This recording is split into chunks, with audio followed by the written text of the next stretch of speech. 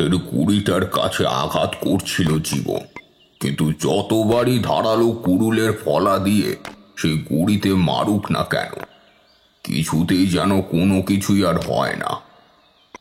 বারবার আঘাত করার পরেও সেই কাঠের গুড়ি কোনো কিছুতেই আর ভাঙে না। জীবন একটু অবাক হয়ে গিয়েছিল। তার পাশেই গাছের কাণ্ডের কাছটা কেটে চলেছে হারু। জীবন তাকে একবার অধৈর্য হয়ে বলল, ও হো, হারু, দেখ না, এই গাছের গুড়িটা এরকম লোহার মতন শক্ত হয়ে গেল কি করে? যেন মনে হয় কাঠের গায়ে কুড়োল মারলে কুড়োলের ফলাই বেঁকে যাবে। এই জন্য বলি দিনের বেলায় মহুয়ার নেশা করিস না। মহুয়ার নেশা না করলে ভালো করে দেখতে পাবি। দে কুড়ুলটা, আমি কাটছি।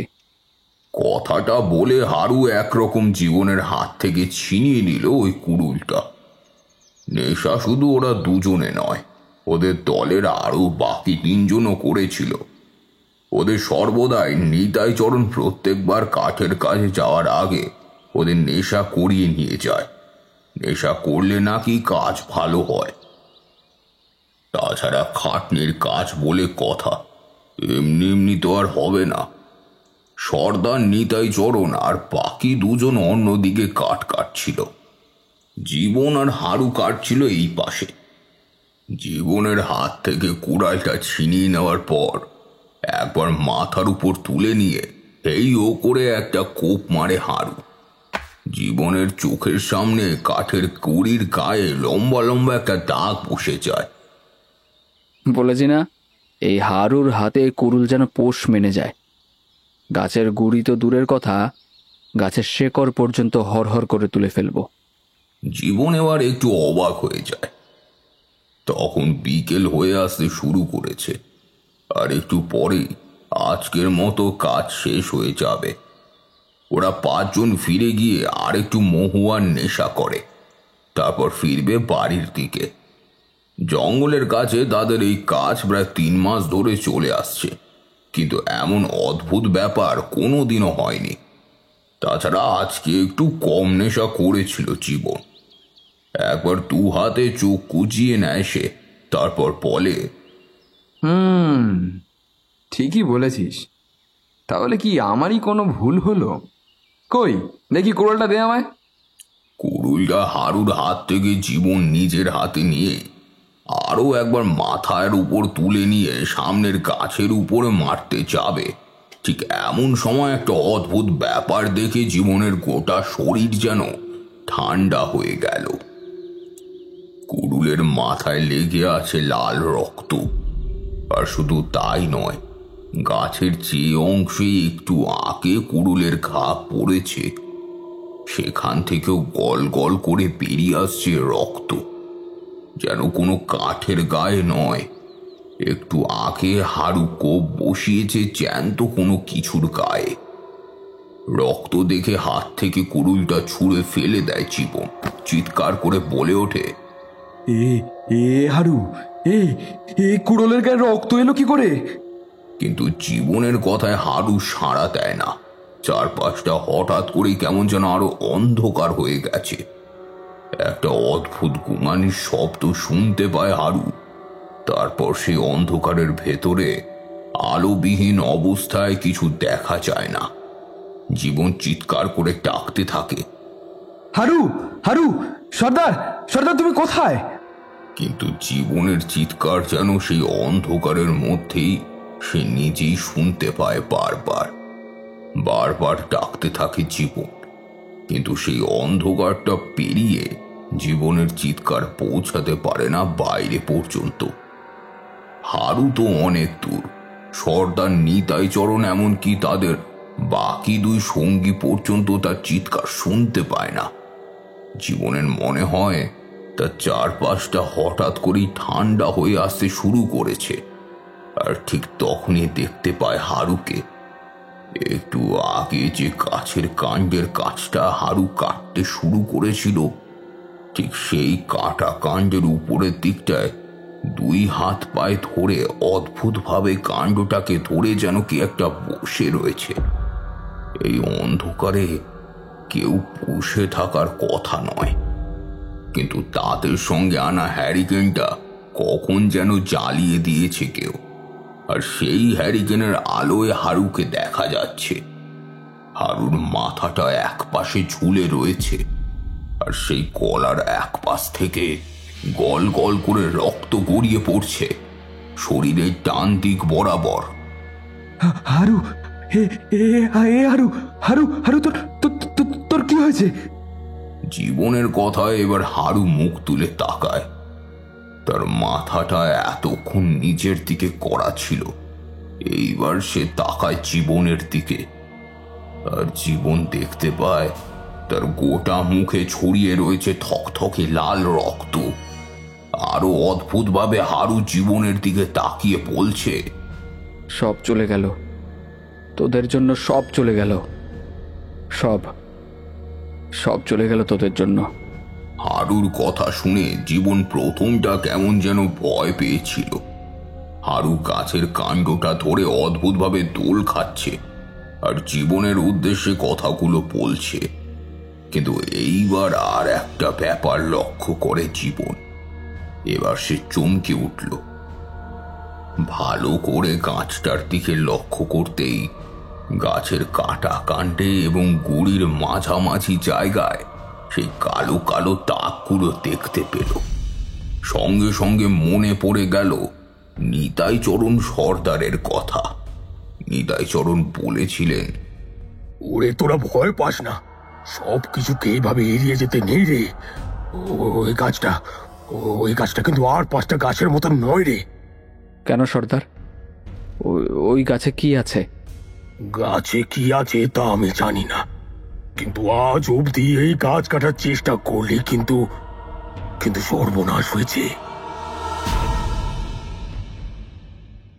নিতাই চরণ আর কিছু বলেনি। অনেক চেষ্টা করেও তার মুখ থেকে এর থেকে বেশি আর কোনো কথা পার করা যায়নি। শুধু হারু, জীবন আর ওদের বাকি দুজন সঙ্গীদের বারবার বলেছিল এই জঙ্গলের কয়েকটা গাছের কথা। তাহলে এইটাই কি সেই গাছ?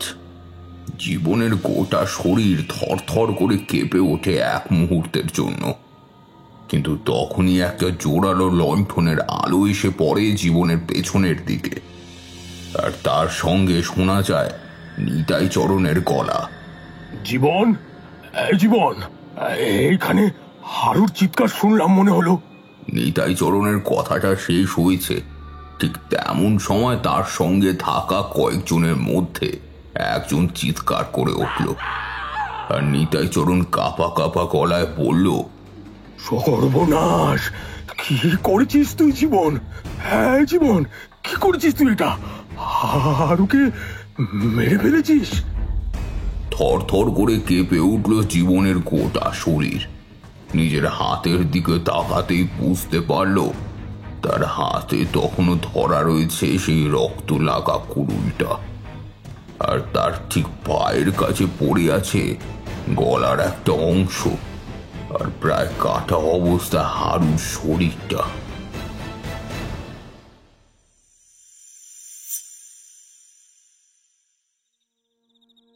তোমরা ওসব কথা ঠিক বুঝবে না। গলা কাটা মৃতদেহ সে আমি কিন্তু কম দেখিনি। তাকে বলা হয় স্কন্ধ কাটা। অনেক অনেক কিছুই বলে, তবে স্কন্ধ কাটা বলে নানান স্থানে উল্লেখ আছে। কিন্তু সেই স্কন্ধ নিয়ে তোমরা আবার কি সমস্যায় পড়লে? সমস্যা নয় ঠাকুরমশাই, আসলে স্কন্ধের ব্যাপারে একটু জানতে চাইছিলাম আর কি। অনেকেই বলে স্কন্ধ কাটার মাথা নেই, তাহলে সে দেখে কি করে? অনেকে বলে তার পেটের কাছে নাকি দুটো মস্ত বড় বড় চোখ থাকে। তারানাথ সামান্য হেসে উঠল, আমার দিকে তাকিয়ে বলল, তাই শুনেছ? আরে এসব আবার হয় নাকি? আর তাছাড়া এমন কথা যে কিছু কিছু জায়গায় উল্লেখ নেই সে কথা বলবো না। তবে আমি নিজেও স্কন্ধ দেখেছি, কিন্তু এমন ভাবে দেখিনি। আমি দেখেছি যার গলার উপর থেকে বাকি অংশটুকু ছিল না। তবে হ্যাঁ, স্কন্ধ একবার কারোর পেছনে পড়লে সেখান থেকে বেঁচে ফিরে আসা কিন্তু বড় মুশকিল। অন্তত কোনো তন্ত্র মন্ত্র কিংবা বিশেষ কিছু প্রক্রিয়া জানা না থাকলে অল্প সময়ের মধ্যেই স্কন্ধ কাটার হাতে মৃত্যু পর্যন্ত হতে পারে। আর একবার যদি অন্ধকারে সে তোমায় খুঁজে পায়, তাহলে বিপদে পড়তে পারো তোমরা। আপনিও কি তবে এমন কোনো ঘটনার সম্মুখীন হয়েছিলেন? আপনার জীবনে এই স্কন্দ কাটা বা পাশাপাশি এমন কোনো ঘটনার কথা বলুন না, যা যা আপনার মনে আছে। আমার জীবনের ঘটনা তো কম ঘটেনি, সব রকম ঘটনাই ঘটেছে। তার মধ্যে এমন ঘটনাও বেশ কয়েকটি ঘটেছে। তবে কথায় কথায় তোমরা যখন বললে, তখন একটা ঘটনার কথা আমার মনে পড়ে গেল। সে কথাটাই তোমাদের বলি। দাঁড়াও, তার আগে একটা দক্ষিণা দাও দেখি। দক্ষিণা আপনি আর কোথায় নিলেন বলুন তো? এই যে প্রত্যেক রবিবার আপনার কাছে এসে আমরা গল্প শুনি, নানা কাজে আপনি আমাদের কত কিছুই বলে থাকেন, অথচ আমাদের কাছ থেকে কখনো কিছু নেননি। দক্ষিণা আমরা কোথায় দিলাম বলুন তো? ওহো, তোমাদের সঙ্গে কি আমার খদ্দের জ্যোতিষের সম্পর্ক নাকি, যে হাত দেখবো আর পয়সা বুঝে নেব? তোমাদের সঙ্গে যে আমার আলাদা সম্পর্ক হে, তোমরা আছো বলেই তো এই বুড়ো মানুষটার কাছে এখনো গল্প শুনতে আসে। না হলে নিজের প্রয়োজন ছাড়া তো আর কেউ আসে না। কিশোরী প্যাকেটটা এগিয়ে দিল তারানাথের দিকে। তার থেকে একটা সিগারেট বার করে তাতে অগ্নি সংযোগ করে ধোঁয়া টানতে টানতে তারানাথ বলল, তারপর যা বলছিলাম আর কি, একবার বড় আশ্চর্য একটা ঘটনা ঘটেছিল আমার সাথে। শেষ পর্যন্ত সে ঘটনার কোনো কিছুই আমি বুঝতে পারিনি। তবে পরে যখন বুঝতে পেরেছিলাম, তখন বুঝেছিলাম আসলে প্রথম থেকে কি হয়েছে সে কথাই বলি। একবার গিয়েছিলাম এক প্রত্যন্ত গ্রামে। দেখো, আমি গ্রামের ছেলে, তারপরেও প্রত্যন্ত গ্রাম বলছি মানে বুঝতেই পারছো। গ্রামের নাম ছিল লাফতিয়া। সেই গ্রাম থেকে সবচেয়ে কাছের গ্রামের দূরত্ব হলো প্রায় 1.5 মিনিটের পথ। গ্রামটাও ছোট। গ্রামের শেষের দিকে একটা ছোট্ট শ্মশান, আর সেই শ্মশান পেরিয়ে গেলে বড় বড় গাছের জঙ্গল মাটিতে উঠেছে বটে, কিন্তু লতাগুলো আর সেই ঘাস ছাড়া আর কোনো ছোট গাছ সেই জঙ্গলে নেই। সমস্তই বড় বড় গাছ। একটা গাছের থেকে আর একটা গাছের দূরত্ব 2 হাত কিংবা তারও বেশি। এই গ্রামে গিয়ে পৌঁছেছি একদিন সকালবেলা। টানা 1.5 দিন ধরে হাঁটা, বুঝতেই পারছো তো। তবে রাতের বেলা আশ্রয় নিয়েছিলাম একটা ছোট মতো ডোবার ধারে। তার পরের দিন দুপুরবেলা সেই গ্রামে এসে গৃহস্থের বাড়িতে আশ্রয় নিলাম। জল আর অন্ন গ্রহণ করে খানিকটা ধাতস্থ হয়ে গৃহস্থের সঙ্গে অনেকক্ষণ কথা বললাম। গৃহস্থের নাম হচ্ছে নিতাই চরণ। নিতাই চরণ সেই গ্রামে এক কাঠুরিয়াদের দলের সর্দার। তাদের দলে রয়েছে 5 জন। তাদের কাঠুরিয়া দল আরও আছে, কিন্তু তারা সবাই গ্রাম ছেড়ে মাঝে মাঝে বাইরের গ্রামে কাজে যায়। আগেই বলেছি গ্রামটা ছোট। কাঠ কেটে তারপর সেই কাঠ গরুর গাড়িতে করে পাশের গ্রামগুলো দিয়ে আসা ছাড়া আর কোনো জীবিকা নেই তাদের। তাই মাঝে মাঝে অনেকে কাজের সন্ধানে অন্য গ্রামে গিয়ে পড়ে। নিতাই চরণ সেই গ্রামে আর 4 জন কাঠুরিয়াকে নিয়ে গাছ কাটত। তারপর সেই কাঠ গরুর গাড়িতে করে পাঠানো হতো। কিন্তু তার মাঝে ঘটেছিল একটা ঘটনা। সে কথাই সেদিন তার মুখে শুনেছিলাম। কি ঘটনা?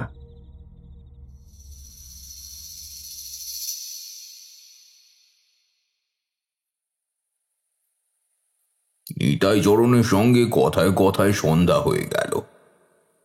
এক সময় নিতাই চরণ বলল, ঠাকুর মশাই, আপনি যখন এসেছেন একটা কথা বলি, দেখুন কিছু করতে পারেন কিনা। আমাদের গ্রামের শেষে শ্মশানের পাশে যে বড় জঙ্গলটা আছে, তা তো আপনি দেখেছেন। তো ওই পথেই আপনাকে আসতে হয়েছে। হ্যাঁ দেখেছি তো, কিন্তু কি হয়েছে বলো তো? আর বলবেন না, এই দিন 7 কিংবা তার একটু আগে একদিন গাছ কাটতে গিয়েছি ওই জঙ্গলে। ওখানে গাছ কেটে তা ফেলে রেখে আসি ওই জঙ্গলের মধ্যে। পরদিন সেগুলো নিয়ে আসি। আর সেদিন আমি, হারু, জীবন আর আমাদের দলের দুজন গাছ কাটতে গেছি। আর সন্ধে পর্যন্ত গাছ কাটা হয়েছে। গাছ কাটতে কাটতে হারু আর জীবন অন্য পাশে চলে গেছিল। হঠাৎ করে জীবন আর হারুর চিৎকার শুনতে পেয়ে তাড়াতাড়ি আমরা হ্যারিকেন নিয়ে ছুটে যাই। সন্ধে নামলেও ওরা কিন্তু হ্যারিকেন জ্বালায়নি। তাছাড়া অনেকক্ষণ ধরে ওদের দিকে কাউকে দেখতেও পাচ্ছিলাম না। তারপর যখন ওদের কাছে যাই, দেখতে পাই হারুর গলা কাটা যেন ধর থেকে আলাদা হয়ে আছে। জীবন নিজের হাতের কুড়ুলটা দিয়ে হারুর গলাটা আলাদা করে দিয়েছে ধর থেকে। সেটা ঝুলে রয়েছে আর মাটিতে পড়ে আছে হারুর দেহ। কথাটা শুনে চমকে উঠলাম। কিছু বলার আগেই নিতাই চরণ আবার বলল, তখন ভেবেছিলাম জীবন হয়তো হারুকে খুন করেছে, কিন্তু সমস্যাটা হলো তারপরে আমরা গিয়ে জীবনের কাছে দাঁড়িয়ে কথা বলতেই জীবন হঠাৎ করে জ্ঞান হারিয়ে ফেলল। আর তারপর যখন জীবনের জ্ঞান ফিরল, তখন সে আর কথা বলতে পারে না। কিছু জিজ্ঞাসা করলে ফ্যাল ফ্যাল করে তাকিয়ে থাকে, যেন কিছু বোঝে না। এখন টানা 7 দিন ধরে এমন অবস্থা চলছে। জঙ্গলের মধ্যে কাঠ কাটতে যেতে আমরা সাহস পাচ্ছি না। কিন্তু এমন ভাবে চলতে থাকলে আমরা খাবো কি? আমাদের রুজি রুটি তো ওই কাঠ কেটেই আসে।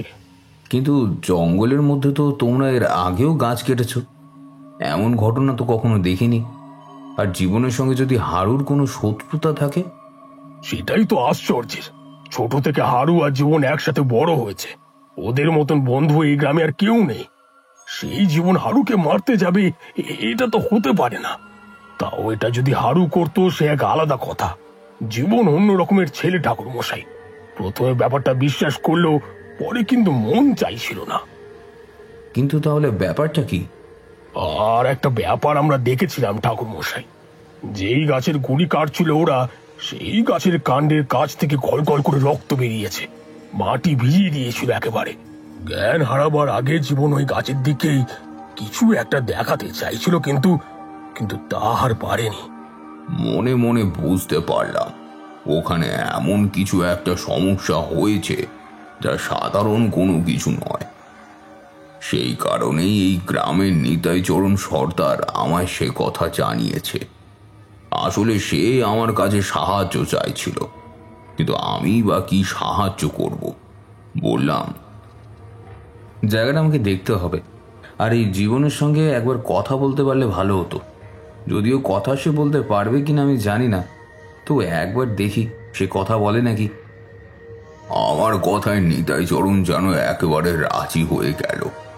তারপর কথা হলো সেদিন রাতটা তার বাড়িতে ঘুমিয়ে পরদিন সকালে প্রথমে জীবনের সাথে কথা বলতে যাব।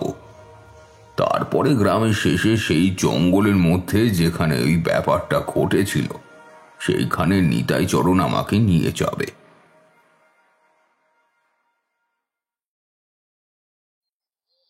জীবনকে দেখে বড় অদ্ভুত লাগলো।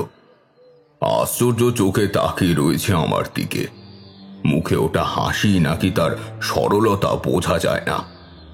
সে এমন ভাবে তাকিয়ে যে কি ভাবছে কি বলছে কিছুই বোঝা সম্ভব নয়। সম্পূর্ণ ভাবলেশীন একটা মুখ। আমি বললাম, জীবন, জীবন। কোনো উত্তর নেই। আগের মতোই সে অদ্ভুত ভাবেই তাকিয়ে থাকে আমার দিকে। জীবনের বউ কাছেই দাঁড়িয়েছিল। সে মুখে আঁচল চাপা দিয়ে কাঁদতে লাগলো। বুঝতে পারলাম এখানে এভাবে দাঁড়িয়ে কোনো কিছু হবে না। তাছাড়া এখানে দাঁড়িয়ে থাকলে ওরা শুধু শুধু কষ্ট পাবে। তাই আস্তে আস্তে নিতাই চরণ সর্দারকে বললাম, সত্যি সত্যি কি কিছু জানা যাবে না? নিতাই চরণ মাথা নাড়ল। নিতাই চরণকে নিয়ে জীবনের ঘর থেকে বেরিয়ে আসছি, এমন সময় পিছনে পায়ের শব্দ শুনে দেখি বৌমা মাথায় ঘোমটা দিয়ে এগিয়ে এসেছে আমাদের দিকে। আমায় লক্ষ্য করেই যেন এগিয়ে এলো। বলল, ঠাকুর মশাই, ওকে ঠিক করে দিন ঠাকুর মশাই। রাতের বেলা ও যেন কেমন করে, কাকে একটা দেখে যেন ভয় পায় বারবার। বাড়ির সামনের ওই গাছের ডালের ওপরে কাকে যেন বসে থাকতে দেখে। চমকে উঠলাম। জীবনকে দেখে তো এমন কিছু মনে হয়নি। ভাবলেশীন সম্পূর্ণ শিশুর সারল্য মাখা একটা মুখ, কিন্তু রাতের বেলা তাহলে কাকে দেখে ভয় পায় ও? তুমি কি কিছু দেখেছো মা, যাকে দেখে ও ভয় পেয়েছে? না ঠাকুর মশাই, সেদিন রাতের পর, এই তো 3 দিন আগের কথা বলছি, রাতের বেলা খাওয়া দাওয়া করছি, কোনো রকমে ওই মুখে দুটো গুজেছি আর কি। এর মাঝে কি আর মানুষের খিদে পায় বলুন তো? কোনো রকমে ওকে দুটো খাইয়ে তারপরে ঘরে বিছানা ঝেড়ে ওকে শুতে দিয়ে আমি বাইরের দিকে এসেছি। এমন সময় শুনতে পেলাম জোরানো গলায় চিৎকার করে বলছে, আবার এসেছিস? আবার এসেছিস কেন? আবার কেন এসেছিস? চলে যা, চলে যা বলছি। এটাকে নিয়ে তোর স্বাদ মেটেনি, আবার নিতে এসেছিস? চলে যা, চলে যাও শয়তানি, বলছি না চলে যা। কথা শুনে তো আমি একদম ভয় পেয়ে গেলাম। তাড়াতাড়ি ঘরের ভিতর গিয়ে দেখি ঘরের আলোটা কখন যেন নিভে গেছে। ঘরের জানলার কাছে দাঁড়িয়ে ওই বাইরে গাছটার দিকে তাকিয়ে হাত দেখাচ্ছে। আমি ঘরে ঢুকতেই আমায় বলল, ওকে চলে যেতে বল, চলে যেতে বল ওকে। ও একটা শয়তানি, ওই শয়তানি আবার এসেছে, এবার আমাদের নিয়ে যাবে। আমি তো প্রায় ভয়তে হাউমাউ করে কেঁদে উঠলাম। ছুটে গিয়ে জানলার কাছে দাঁড়িয়ে গাছের দিকে তাকালাম, কিন্তু কোথাও কিচ্ছু নেই। গাছের দিক থেকে একটা ঠান্ডা হাওয়া ভেসে এলো এই দিকে, আর তারপরে একটা চিৎকার। আর ওই চিৎকার করেই না ও জ্ঞান হারিয়ে মাটিতে লুটিয়ে পড়ল।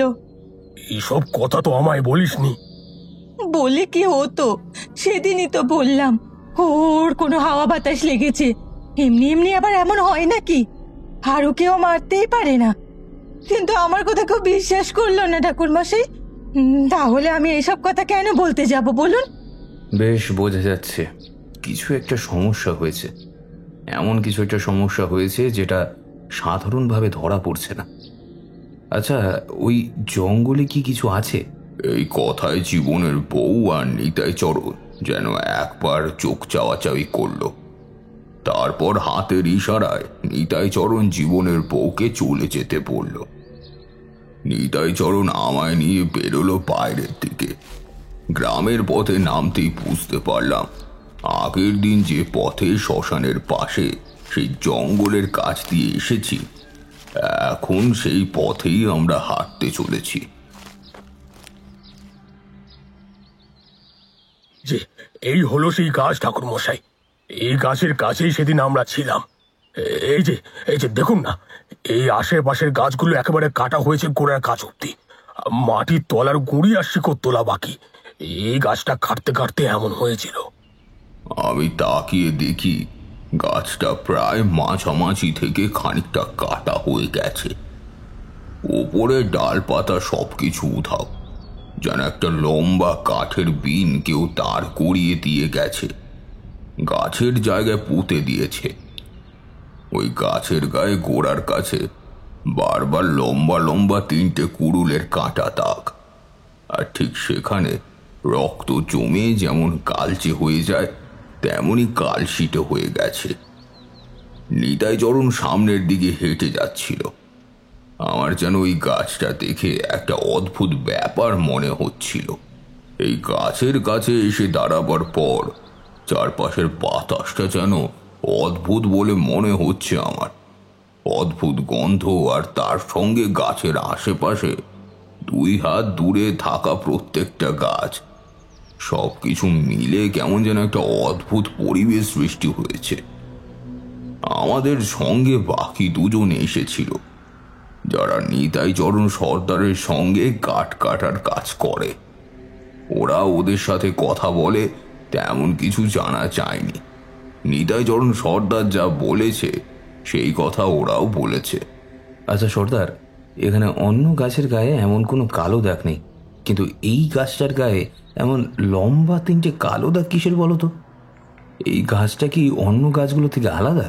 পেছন থেকে ওদের 2জনের মধ্যে একজন বলে উঠল, ও আপনি জানেন না? আরে এই জঙ্গলের মাঝে বেশ কয়েকটা গাছে তো একবার কাঠমোতা রোগ হয়েছিল। তখন এই গোটা জঙ্গল বাঁচাবার জন্য। লোকটা কথা শেষ করার আগেই নিতাই চরণ তার উপর ধমক দিল এই কথাটা বলার জন্য। তারপর আস্তে আস্তে বলল, ও কিছু না ঠাকুর মশাই, ও আমাদের গ্রামে আগে এক অদ্ভুত নিয়ম ছিল। তখন এই জঙ্গলে একটা ব্যাপার ঘটেছিল, কিন্তু সে তো অনেক আগের কথা। মনে হলো নিতাই চরণ কিছু একটা আমার কাছে লুকিয়ে রাখতে চাইছেন, তাই বললাম। হারুকে তো আর ফিরিয়ে আনা যাবে না, কিন্তু জীবনে যা হয়েছে তা আমি বুঝতে পেরেছি। এমন কিছু আছে যেটা জীবনকে মারতে চায়, আর শুধু জীবন নয়, জীবনকে মারতে পারলে তারপর সে তোমাদের দিকেও কিন্তু হাত বাড়াবে। রাতের বেলা ভয় হয়, মনে হয় বাড়ির বাইরের গাছগুলো যেন জ্বলছে। গাছের উপর বসে থাকতেও দেখি মাঝে মাঝে, তবে সঙ্গে আলো থাকে সব সময়। আর আমরা তো দুই ভাই, আমরা এক বাড়িতেই থাকি, তাই আর কিছু হয়নি। এখানে বলে রাখা ভালো, দুই ভাই বিয়ে করেছিল, কিন্তু কি একটা কারণে একই দিনে দুই ভাই স্ত্রী মারা যায়। তারপর থেকে ওদের ধারণা হয়েছে ওদের জন্য বউ ভালো নয়, বিয়ে করলে যদি আবার এমন কিছু হয়, তাই আর বিয়ে করেনি। দুই ভাই একসঙ্গেই থাকে। তা তো হবেই, জীবনের উপর তার আকর্ষণ বেশি বলে জীবনকে এখন দেখা দিচ্ছে, তারপর তোমাদের দেখা দেবে, আর তারপর নিতাই চরণ সর্দার। এবার তোমরাই ঠিক করো সব কথা আমায় বলবে কিনা। আমায় সব কথা খুলে বললে যদি তোমাদের বাঁচাতে পারি, আর না হলে। এইবার নিতাই চরণ কেমন যেন অথই জলে পড়ল। অনেকক্ষণ ভেবে নিয়ে এসে আস্তে আস্তে বলল, সে অনেক বছর আগের কথা, তখনও জঙ্গল এমনই বড় ছিল। এই জঙ্গলই হলো আমাদের গ্রামের কাঠুরিয়াদের ভরসা। এই জঙ্গলের গাছ যেদিন শেষ হয়ে যাবে সেদিন আমাদের না খেয়ে মরতে হবে। কিন্তু আমাদের পূর্বপুরুষ থেকে আমাদের পরিবার, এমনকি আমাদের গ্রামের অনেকের পরিবার এখানে কাঠ কেটে খায়। কিন্তু জঙ্গল তো অনেক গভীর, আর তাছাড়া অনেক দূর পর্যন্ত আছে বলে মনে হচ্ছে। কিন্তু তবুও তোমার পূর্বপুরুষ ঠাকুরদার আমল থেকে গাছ কাটা হতে থাকলে সেই গাছ তো একদিন শেষ হবেই। তাই তো এই কারণে অনেক বছর আগে এক তান্ত্রিক এসে আমাদের এই জঙ্গলের গাছের মাঝে ছেড়ে দিয়েছিল এক পিশাচকে। এই পিশাচের নাম আমি জানি না। একবার আমাদের এই জঙ্গলের গাছে হয়েছিল কাঠ মোতা রোগ। এই রোগ হলে গাছ শুকিয়ে যায় ভেতর থেকে, নিজে থেকেই ফাঁপা হয়ে যায়। সেই সময় সেই তান্ত্রিক এই জঙ্গলে ছড়িয়ে দিয়ে যায় এক পিশাচকে। সেই পিশাচ জঙ্গলে থাকবে, আর তার বদলে এই জঙ্গলের গাছ কোনোদিনও কমবে না। এক দিক দিয়ে আমরা গাছ কাটতে কাটতে গেলে অন্য দিক দিয়ে গাছ আবার বাড়তে শুরু করবে। এমন আবার হয় নাকি? তন্ত্র মতে এমন অনেক কিছুই সম্ভব, কিন্তু কোনো পিশাচের কথা সে বলেছিল, সে কথা কিন্তু আমি তখনও বুঝতে পারিনি। সে কথা বুঝেছিলাম অনেকদিন পর। যাই হোক, পিশাচের কথা এবার আমি যেন আন্দাজ করতে পারলাম যে কি হয়েছে। কিন্তু এই গাছেই যদি তার বাস থাকে, তাহলে এই গাছ তোমরা কাটতে গেলে কেন? কি করবো ঠাকুর মশাই, যখন তখন ও নিজের গাছ বদলায়। প্রথমে কিছুতেই বোঝা যায় না, কিন্তু পরে বোঝা যায়। এই যে এই গাছটার গায়ে এমন কালো দাগ আমরা এর আগে দেখিনি। সেদিন রাতের বেলা সন্ধ্যের পর আমরা বুঝতে পেরেছিলাম যে এই গাছেই এখন সে থাকে। আপনি বুঝতে পারছেন না ঠাকুর মশাই, ওই পিশাচ আসলে ভালো নয়, সে কথা আমি অনেক পরে বুঝতে পেরেছি। এমনি এমনি কি আর আমাদের গ্রামের কাঠুরিয়ারা অন্য জায়গায় চলে গেছে? নিতাই চরণের কথায় অনেকেই সাড়াই দিল। এরপর সেই জঙ্গলের মধ্যে ঘুরতে ঘুরতে একটা আশ্চর্য গল্প নিতাই চরণ আমায় বলল। আজ থেকে অনেক বছর আগে সেই তান্ত্রিক ওই জঙ্গলে পিশাচকে রেখে গিয়েছিল গ্রামের লোকেদের ভালোর জন্য। কিন্তু পরে দেখা যায় আসলে সেই তান্ত্রিক নিজে ওই পিশাচের থেকে মুক্ত হওয়ার জন্য তাকে এইখানে বন্দি করে গিয়েছিল। এই পিশাচ এই জঙ্গলের প্রতিটা গাছের মধ্যেই বাস করতে পারত। যে গাছে সে থাকে সেখানে যদি ভুল করে কেউ সেই গাছ কাটত, তাহলে তার হতো নির্মম মৃত্যু। হারুর যেমন মৃত্যু হয়েছে, ঠিক তেমনই মৃত্যু হয়েছিল আরো কয়েকজনের। এমনকি রাতের বেলা সেই জঙ্গলে এলে সেই স্কন্ধ কাটার দেখা পাওয়া যায় মাঝে মাঝে। স্কন্ধ কাটা মানে সেই মাথা কাটা, তাই তো? তার মানে ওই পিশাচের জন্য ওই জঙ্গলে সেই স্কন্ধদের দেখা মিলেছিল। কিন্তু জীবনের কি হয়েছিল? হারু তো মারা গিয়েছিল সেই জঙ্গলের মাঝে, আর নিতাই চরণ ও বাকিদের কি হয়েছিল? নিতাই চরণের কাছে যতই সেই জঙ্গলের কথা শুনতে লাগলাম, ততই বুঝতে পারলাম আপাতভাবে নিশ্চুপ সাধারণ দেখা এই জঙ্গলের মধ্যে রয়েছে অনেক কিছু। মনে মনে মধুসুন্দরী দেবীর নাম স্মরণ করে যে গাছটা খানিকটা কাটা হয়েছিল, সেই গাছের গায়ে হাত রাখতেই গোটা শরীর কেমন যেন শিরশির করে উঠল।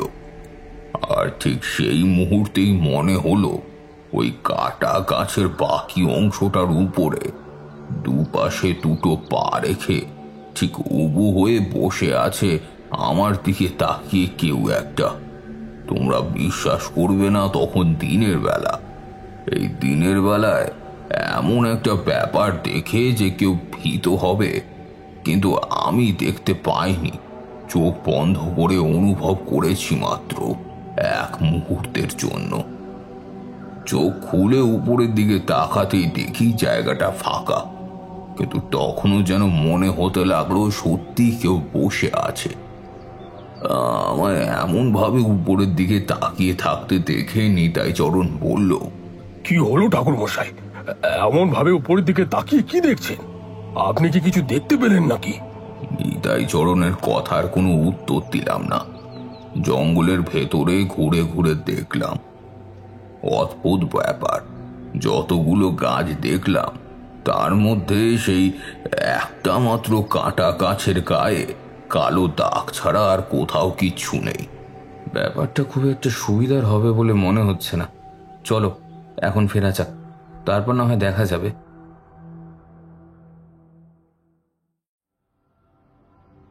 দিনের বেলায় আপনি যেটা অনুভব করতে পেরেছিলেন, তার মানে সেই ছিল আসলে ওই জঙ্গলের পিশাচ, মানে যে গাছে থাক। চোখ বন্ধ করলে তার যে রূপ আমি অনুভব করতে পেরেছিলাম, তাতেই বুঝতে পেরেছিলাম তার ক্ষমতা নেহাত কম কিছু নয়। তার মাথার দুপাশ থেকে ঠিক বটের ঝুড়ির মতো লম্বা চুল এসে নেমেছে গাছের দুপাশে। তার শরীর থেকে যেন তার মাথার চুল বেশি লম্বা। মুখটা বড় অদ্ভুত, কপালের অনেকটা ওপরের দিকে দুটো হলদে চোখ, নাক বলে কিছু নেই, মস্ত বড় গোল গহ্বরের মতো একটা মুখ। গোটা শরীরে নিরাভরণ বলতে কিছু নেই, তার বদলে গোটা শরীরে গাছের শিকড়ের মতো এক অদ্ভুত দাগ, যেন মনে হয় কয়েকটা শিকড় তার গায়ের চামড়ার উপর বসিয়ে দিয়ে গেছে কেউ। তখনকার মতো সেখান থেকে ফিরে এলো আমি কিন্তু সজাগ রইলাম। প্রায় 2 দিন সেই গ্রামে কাটিয়ে গ্রামের অনেক বয়স্ক লোকেদের সঙ্গে কথা বললাম নিতাই চরণকে সঙ্গে নিয়ে। জানতে পারলাম ওই জঙ্গলের মধ্যে যে পিশাচ আছে সে পিশাচকে বলে বৃক্ষ যোগিনী। এই পিশাচ সত্যি সত্যি জঙ্গলের গাছকে ধরে রাখতে পারে। একটা গাছ কাটা হলে তার স্থান থেকে খুব অল্প সময়ে আরো একটা গাছ তৈরি হয়ে যায় এই পিশাচের অলৌকিক ক্ষমতায়। কিন্তু সমস্যা হলো এই পিশাচ যেই স্থানে থাকে সেই স্থানে রাতের বেলা কেউ প্রবেশ করতে পারবে না। এমনকি দিনের বেলাতেও সেই স্থানের লোকজন প্রবেশ করলে তার লক্ষ্য থাকে। তাদের উপরে ছলনা এবং নানা উপায়ে প্রত্যেক মাসে একটা নির্দিষ্ট সময়ে সে একজন করে জীবন্ত প্রাণী কিংবা মানুষকে নিয়ে যায়। এ যেন রক্ত মাংসের বিনিময়ে একটা করে কাজ। সমস্ত কথা নিতাই চরণ আর বাকিদের সঙ্গে আলোচনা করলাম। নিতাই চরণ বলল, আরো দেহে প্রাণ ছিল না, সে তো নিজের চোখে দেখেছি, কিন্তু জীবনকে যেভাবেই হোক বাঁচাতে হবে ঠাকুর মশাই। তারপর না হয় জঙ্গলে আমরা যাব না, পাশের গ্রামে চলে যাব বাকিদের নিয়ে। বেশ, তাহলে আজ রাতে আমাদের জীবনের কাছে যেতে হবে। জীবনের কাছে গেলেই এই ব্যাপারটা ভালো করে বুঝতে পারবো। সেই কথা মতো আমি আর নিতাই চরণ সেদিন রাতে জীবনের বাড়িতে গিয়ে উপস্থিত হলাম।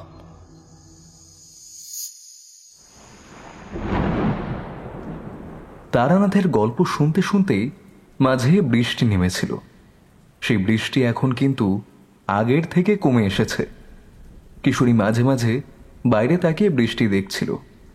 তারানাথ কিছুক্ষণ চুপ করে রইল। এরপর সিগারেট ধরিয়ে কয়েকবার গল গল করে ধোঁয়া ছেড়ে বলল, তখনও জানতাম না কি ভয়ানক এক শক্তির সঙ্গে আমি মোকাবিলা করতে চলেছি। যাই হোক, সেদিন সন্ধ্যার পর নিতাই চরণকে নিয়ে জীবনের বাড়িতে গিয়ে উপস্থিত হলাম। জীবনের বউকে সমস্ত কথা বলতে সে তো সাগ্রহে রাজি হলো, আর আমাদের সেখানে ঠাঁই দিল। জীবনের সঙ্গে কিছুক্ষণ কথা বলে তাকে আলাদা করে রেখে আমিও নিতাই চরণ এসে বসলাম বারান্দার কাছে। একটা তক্তা পোষে বসলাম। তারপর এই নিয়ে কথা বলতে বলতে অনেক রাত হয়ে গেল। জীবনের বউকে শুয়ে পড়তে বলেছিলাম, আমরা জেগেই রইলাম। আমাদেরও দুই চোখ ঘুমে চড়িয়ে আসছে। এমন সময় হঠাৎ করে বাড়ির বাইরে কিসের যেন শব্দ হলো। বেরোবো কিনা ভাবছি, এমন সময় শুনতে পেলাম ভেতর থেকে ভয় পাওয়ার গোঙানি আওয়াজ। বলেছিলাম না ও আমায় নিতে আসবে, আমায় নিতে এসেছে। চলে যা, চলে যা বলছি শয়তানি। তুই হারুকে মেরেছিস, তুই মেরেছিস, আমি দেখেছি। তারপর এখন আমায় নিতে এসেছিস তুই। চলে যা শয়তানি, চলে যা এখান থেকে। কথাটা বলেই ঘরের ভিজিয়ে রাখা দরজাটা শব্দ করে খুলে ফেলল জীবন। তার মুখের সেই সারল্য উদাস হয়ে থাকা ভাবটা আর নেই। ভয় আর তার সাথে একটা প্রতিহিংসা তার দুই চোখে দেখা যায়। দুই চোখ যেন আগুনের মতো তপ করছে। তার হাতে একটা মস্ত বড় কাঁটারি। সেটা নিয়ে দরজা খুলে সে ছুটে এলো সামনের দিকে। নিতাই চরণ এগিয়ে গিয়ে তাকে ধরার চেষ্টা করেছিল। আমি তখনই চিৎকার করে উঠলাম, খবরদার, খবরদার, ওকে ধরতে চেও না। আমার কথা শেষ হওয়ার আগেই নিতাই চরণ সামনে ছুটে গেল, আর জীবনের হাতের কাটারিটা এসে পড়ল তার কাঁধের কাছে। ফিনকি দিয়ে রক্ত ছুটল নিতাই চরণের কাঁধ থেকে, কিন্তু জীবন সেদিকে কোনো ভ্রুক্ষেপ নেই। সে যেন কিছুই বুঝতে পারছে না, তার কোনো হুঁশ নেই। কাঁটারিটা তার কাঁধের কাছে বসানোর পর সেটা আবার তুলে নিয়ে সে ছুট লাগালো বাইরের দিকে। জীবনের বউ ততক্ষণে বাইরে বেরিয়ে এসেছে। তাকে নিতাই চরণকে দেখতে বলে আমি ছুটে গেলাম বাইরের দিকে জীবনের পিছু পিছু। আর ঠিক তখনই দেখতে পেলাম জানলা থেকে যে আম গাছটা দেখা যায়, সেই আম গাছের একদম উপরের ডালের কাছে যেন কেউ একজন দাঁড়িয়ে আছে। কোনো মানুষের পক্ষে কোনো গাছের ডালে অমন ভাবে স্থির হয়ে দাঁড়িয়ে থাকা সম্ভব নয়। তার মাথার চুল ঠিক আমি যেমন দেখেছিলাম তেমনই, যেন পা ছাড়িয়ে নেমে এসেছে আম গাছের পাতাগুলোর উপর পর্যন্ত। বাইরে চাঁদের আলো নেই, কিন্তু তবুও যেন দুটো হলদে চোখ দেখতে পেলাম আমি। আর ঠিক তখনই রক্ত জল করা অদ্ভুত হাসি শুনতে পেলাম আমি। সেই হাসি এতই তীব্র আর ভয়ানক যেন গোটা শরীরটা আমার শিরশির করে উঠল। স্পষ্ট বুঝতে পারলাম অমাবস্যার রাতে এই অশুভ শক্তির কাছে আমার ক্ষমতা অতি সামান্য। কিন্তু তারপরেই মনে মনে মধুসুন্দরী দেবীর নামটা স্মরণ করলাম। হঠাৎ যেন জোর পেয়ে গেলাম শরীরে। তারপরেই দেখি জীবন কাঁটারি হাতে নিয়ে আম গাছের গায়ে এলো পাতারি কোপ বসাচ্ছে, আর গল গল করে রক্ত বেরিয়ে আসছে সেই গাছের গা থেকে, আর বলছে, চলে যা বলছি, চলে যা শয়তানি, এখান থেকে চলে যা। আর কত মানুষের সর্বনাশ করবি তুই। চলে যা বলছি, এখান থেকে চলে যা। কি যেন একটা আমি তখনও ধরতে পারছিলাম না। সেটা ঠিক কি আমার মাথায় আসছিল না। এরপর পেছনের দিক থেকে নিতাই চরণের গলা শুনতে পাচ্ছিলাম। জীবনের স্ত্রী আর নিতাই চরণের কথা বলছে। তার হাতে একটা বাঁধন দিয়ে কোনো রকমে তারা বারান্দার কাছে এসে পড়েছে। নিতাই চরণ আস্তে আস্তে বলে, আমার তো এবার খুব ভয় করছে। আগের বার হারু তো নিজের হাতে কুড়ুল দিয়ে নিজের গলায় কোপ বসিয়েছিল। সে কি বিভৎস ব্যাপার! তখন ব্যাপারটা বুঝতে না পারলেও পরে সেটা বুঝতে পেরেছিলাম। জীবন জ্ঞান হারাবার আগে সেটাই বলেছিল, আর আর গাছের দিকে দেখিয়েছিল, কিন্তু তখনই বুঝতে পারলাম আর একটা ব্যাপার কি। আর সঙ্গে সঙ্গে সামনের দিকে তাকিয়ে দেখি গাছের তলায় দাঁড়িয়ে থাকা জীবন তখন কেমন যেন স্থির হয়ে গেছে। আম গাছের উপরে দাঁড়িয়ে থাকা সেই পিশাচ মূর্তি তখন গাছের গা দিয়ে আস্তে আস্তে সাপের মতো নেমে আসতে থাকে নিচের দিকে। আর আমি মনে মনে প্রমাদ গুনলাম, হারু নিজের হাতে কুড়ুল চালিয়েছে নিজের গলায়। যদি এটা স্বাভাবিক নয়, তবুও অশুভ শক্তির প্রভাবে সব অস্বাভাবিক কিছুই যেন স্বাভাবিক হয়ে ওঠে। আর এখন জীবনের হাতে রয়েছে ধারালো কাঁটারি। যদি একবার সেটা দিয়ে সে নিজের গলায় কোপ মারে, কথাটা ভাবার সঙ্গে সঙ্গে জীবনের মুখ থেকে অদ্ভুত হাসি শুনতে পেলাম। আর সঙ্গে সঙ্গে নিতাই চরণ হাতের লণ্ঠনটা নিয়ে সে এগিয়ে এলো সামনের দিকে। সেই আলোতে দেখলাম নিজের হাতের কাঁটারি দিয়ে জীবন নিজের পায়ের কাছটা ততক্ষণে চিরে ফেলেছে। সেখান থেকে রক্ত মাংস টেনে বার করার চেষ্টা করছে। তারপর আরেকটা এমন দৃশ্য দেখে নিতাই চরণ আর জীবনের বউ অবাক হয়ে গেল। জীবনের বউ ভয় পাওয়া গলায় চিৎকার করে বলে উঠল, কি আমার হলো রে, আমার কি হলো? পারলেন না ঠাকুর মশাই, বাঁচাতে পারলেন না? আপনি আমার স্বামীকে বাঁচাতে পারলেন না?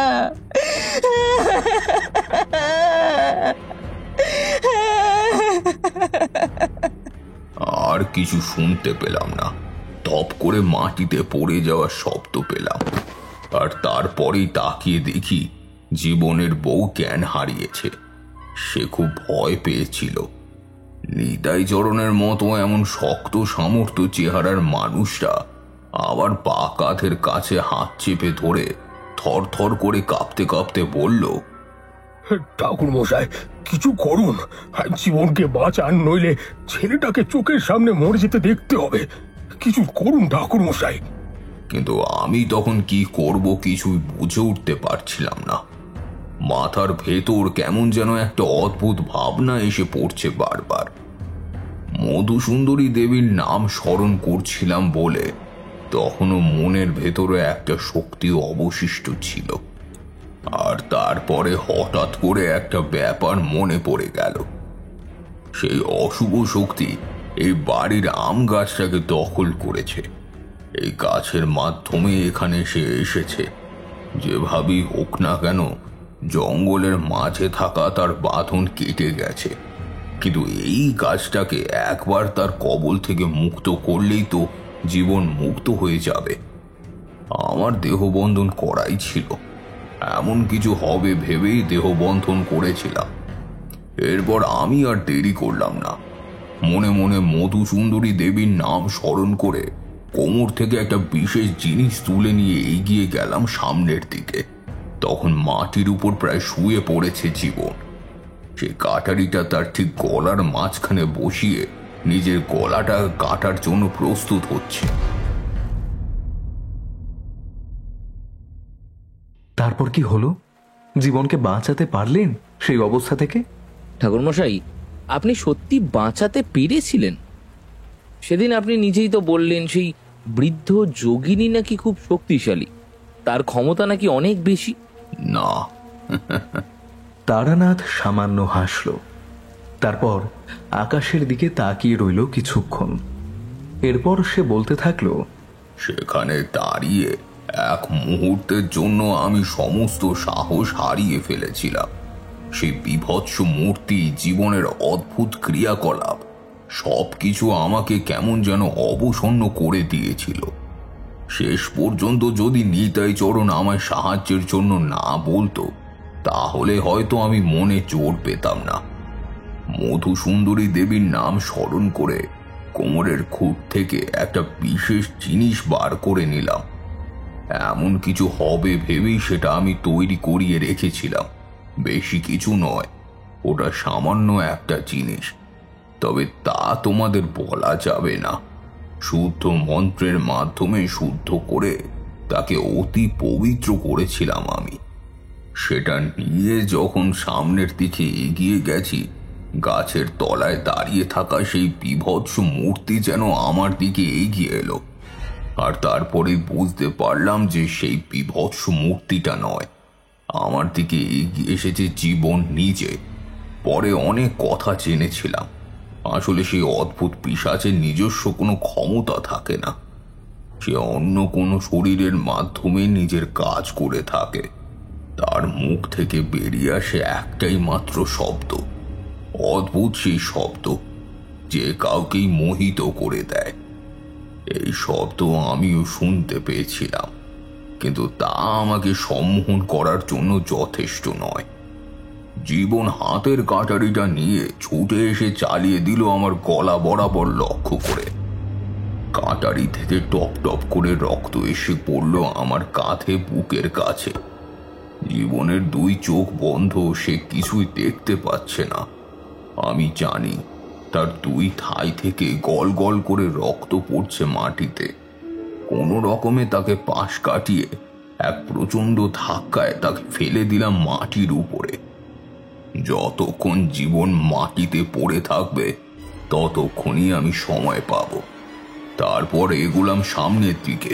সে বীভৎস চিৎকারের মতো শব্দটা আমার কানে এসে ধাক্কা দিয়ে যেতে শুরু করলো। যেন মনে হলো মনের ভেতর সবকিছু এলোমেলো হয়ে যাচ্ছে। তবুও মধুসুন্দরী দেবীর নাম স্মরণ করে আমি আরেকটু এগিয়ে গিয়ে হাতে থাকা সেই জিনিসটা আম গাছের মাঝামাঝি সেই কালো দাঁকের মতো জায়গাটায় একটা বিশেষ জায়গায় চেপে ধরতেই গোটা আম গাছটা যেন থর থর করে কেঁপে উঠল। আর তারপরে শুনতে পেলাম নিতাই চরণের বীভৎস চিৎকার। ঠাকুরমশাই, ঠাকুরমশাই, ওটা কি হচ্ছে? মুখ তুলেই তাকিয়ে দেখি গোটা গাছ মুহূর্তের মধ্যেই চলতে শুরু করে দিয়েছে। তোমরা বিশ্বাস করবে না, কাঁচা একটা গাছ, সেই গাছের উপরের দিকে মুহূর্তের মধ্যে আগুন লেগে গেল। আর একটা অদ্ভুত কালো ধোঁয়া যেন এক মুহূর্তের মধ্যেই সেই গাছের গা থেকে কোথাও যেন মিলিয়ে গেল। ততক্ষণে আমি ক্লান্ত হয়ে পড়েছি, তবুও কোনো রকমে এগিয়ে এসে নিতাই চরণের বউয়ের জ্ঞান ফিরিয়ে আনলাম। তারপর দুজনে মিলে প্রথমে জীবনকে, তারপর নিতাই চরণকে ধরে ধরে ঘরে নিয়ে গেলাম। বাকি রাতটা সেখানে নির্ঘুমে কাটিয়ে দিয়েছিলাম।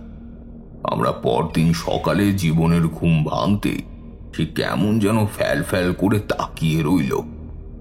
তার পায়ে তখন কাপড়ের বাঁধন ছাপিয়ে মাঝে মাঝে রক্ত পড়ছে।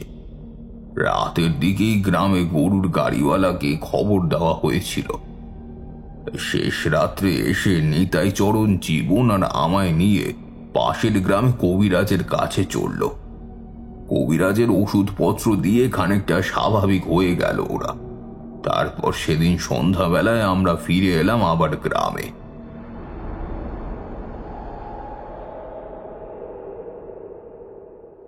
বৃক্ষযোগিনীর কি হয়েছিল? সেই গ্রামে জীবন আর নিতাই চরণকে নিয়ে এবং তাদের সঙ্গে আরো বাকি কাঠুরিয়াদের নিয়ে সেই জঙ্গলে আবার আমি গিয়েছিলাম। কিন্তু সেই কাটা গাছের গায়ে কালো চিহ্ন আর দেখা যায়নি। এমনকি জঙ্গলে খুঁজেও আর কোনো গাছে সেই চিহ্ন আমরা দেখতে পাইনি। পরে এক সাধুর সঙ্গে কথা বলে জানতে পেরেছিলাম ওই বৃক্ষযোগিনী অতি নিম্নতরের এক প্রেত। বিশেষ কোনো কাজের জন্য তাকে ডাকা যায়, কিন্তু তাকে স্থান দিতে হয় এমনই এক স্থানে যাতে সে প্রত্যেক অমাবস্যার রাতের মধ্যে একটা করে জীবন নিতে পারে। সেটা যে কোনো প্রাণীর হতে পারে। আর যেখানে সে থাকে সেখানে গাছের অভাব কখনো হয় না। কিন্তু যে কথাটা নতুন শুনেছিলাম সেটা ছিল ওই পিশাচ শুধু গাছের মধ্যেই থাকে না, প্রয়োজন হলে সেই পিশাচ যে কোনো একটা গাছের আকার ধারণ করেও থাকতে পারে। আর সেই গাছের গায়ে এমন কালো দাগ দেখা যায়। এরপরে যতদিন ওই গ্রামে ছিলাম সে কদিন আর তেমন কিছুই জানা যায়নি। তবে নিতাই চরণ এবং তার দলকে বলেছিলাম জঙ্গলের দিকে না যাওয়াই ভালো। বিপদ শুধু শুধু ডেকে আনা তো আর ভালো কাজ নয়। তারপরে আর কি, আবার রওনা দিয়েছিলাম অজানার পথে। তবে হ্যাঁ, আধার রাতে জঙ্গলের মাঝে সেই স্কন্ধদের কথা অনেকবার শুনেছিলাম, কিন্তু তাদের দেখা পাইনি।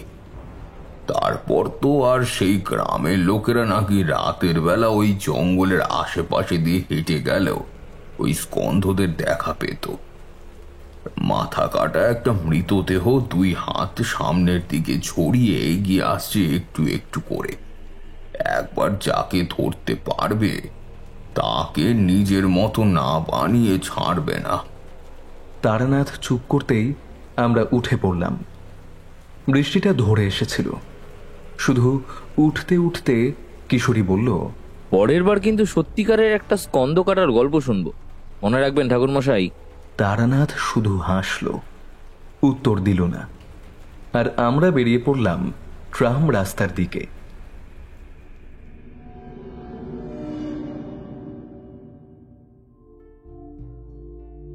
শুনছিলেন ধূমকেতুর কলমে, তারানাথ তান্ত্রিক ও বৃক্ষযোগিনী। গল্পে তারানাথ তান্ত্রিকের চরিত্রে ছিলাম আমি, দিব্যেন্দু দাস। পোস্টার ডিজাইনে ছিল আকাশ পিক্সেলের থেকে, এবং সমগ্র পরিবেশনা ও পরিচালনায় আমাদের টিম বঙ্গকথা। কেমন লাগলো আপনাদের আজকের এই গল্প জানাবেন আমাদের ইউটিউব কমেন্ট সেকশনে। আর আপনারা কোথা থেকে আমাদের গল্পগুলো শুনছেন তাও আমাদের ইউটিউব কমেন্ট সেকশনে জানাতে ভুলবেন না। আর এই গল্পটি আপনাদের যদি ভালো লেগে থাকে তাহলে চ্যানেলটি প্লিজ সাবস্ক্রাইব করে দিন, আর বেল আইকনটা ক্লিক করতে কিন্তু ভুলবেন না। দেখা হচ্ছে অন্য কোনো গল্পে। ততক্ষণের জন্য ভালো থাকুন, সুস্থ থাকুন এবং সঙ্গে রাখুন আপনাদের বঙ্গকথা চ্যানেলকে।